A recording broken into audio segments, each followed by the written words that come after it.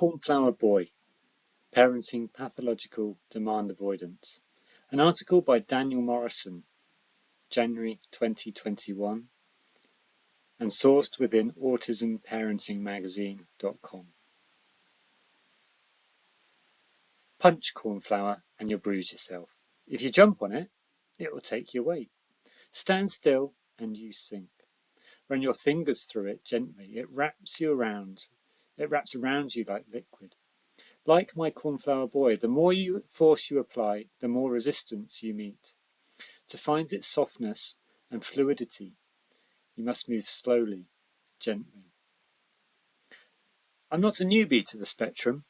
I worked with teenagers in care with autism spectrum disorder, ASD, for 10 years before having my own children, and my youngest was diagnosed with typical autism at 8. But I'd never met pathological demand avoidance, PDA, before. I had a toolbox full of strategies, interventions and experience, and I still had no idea how to deal with my cornflour boy, my eldest. The thing that doesn't work with PDA is strategies, and the thing that got in the way of parenting him most was my experience. I know autism, I know Asperger's, and he didn't fit the profile, but there was something. It didn't add up, and he almost broke me. But then, when I was at my most desperate and empty, I'd look at him and find that same desperation in him. I don't like it, he'd say, looking at his favourite food, hungry, and I'd see in his eyes that he was just as stuck and lost and desperate as me. He wasn't just being naughty.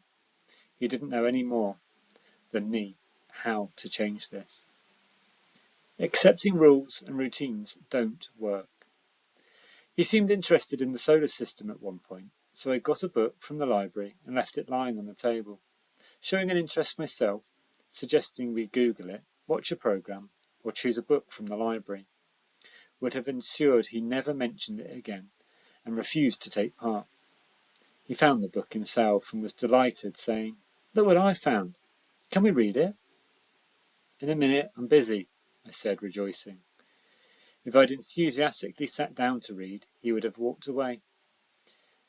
When he asked again, I sighed and said, "OK, but I've only got 5 minutes." We read for an hour. He was engaged and interested, and I was over the moon. A couple of days later, I left another book on the sofa. "I know what you're doing," he said. "It's a bit of a coincidence, isn't it, that I asked you about the planets, now these books keep turning up. I'm not stupid. I'm not reading it." He was 6. That was how long that strategy lasted. More than anything else, he's taught me how to forgive myself over and over again. Because parenting him has often looked like bad parenting. Rules don't work. Routines don't work. When he's demanded of me is constant change, fluidity, and more than anything else, realness. A trust in him that he'll figure it out. I have so much love and respect for him, because if it's been hard work for me, how much harder has it been for him? Like many children with a particular ASD profile, he's always done well in school because he's acting a part. He's learnt the script and he plays his part so well, nobody else sees him. The demands which activate his anxiety are only those which are most obligatory, those from me and from his own body. As he's grown older, demands from me are mercifully fewer, but his own body is still its worst enemy. The art of drawing the line. Where I draw the line is where the resistance is. He knows this, and he knows that I move the line, and he searches for where the line really is, and shifts his resistance. My line is, I want him to wash. I don't care if it's a bath or a shower, but I want him to be clean. Sometimes, if my true line is a wash every other day, the line I draw is that he must have a bath every day. He'll fight me, and sometimes I'll give in, and sometimes he'll have a shower. But it's not a strategy or method that I'm using. He needs me to hold that line, and he needs me to hold it with everything I have. When I give up and say, "OK, not today, but tomorrow, you really must," with no fuss, I have to be truly at my end. I have to be close to tears, on my edge of rage. If I tell him that a shower every other day is fine as long as you just do it without any drama, this is the day the line shifts and the resistance shifts.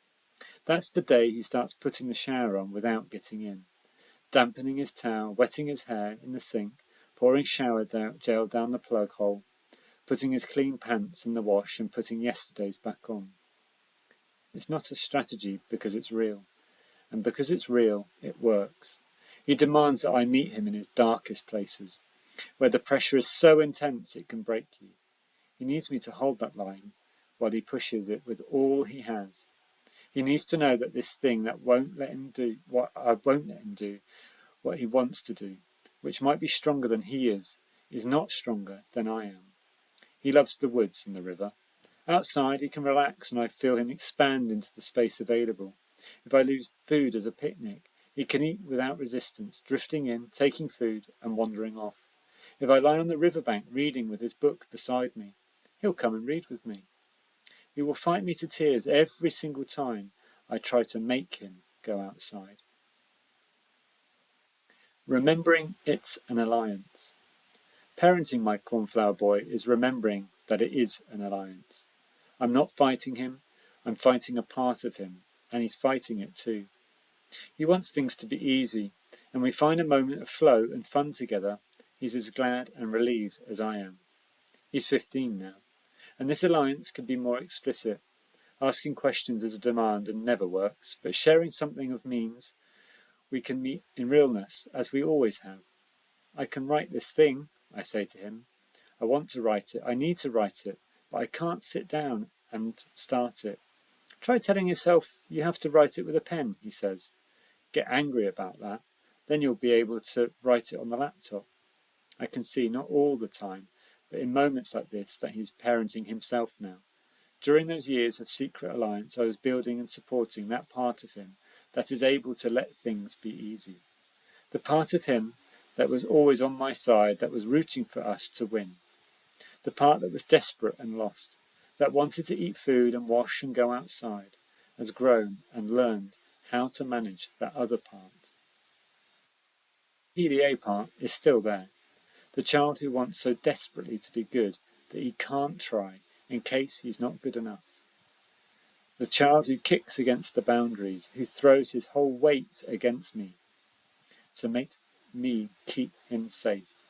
He's managing that himself now, and my hope is he's able to do that with kindness because I was.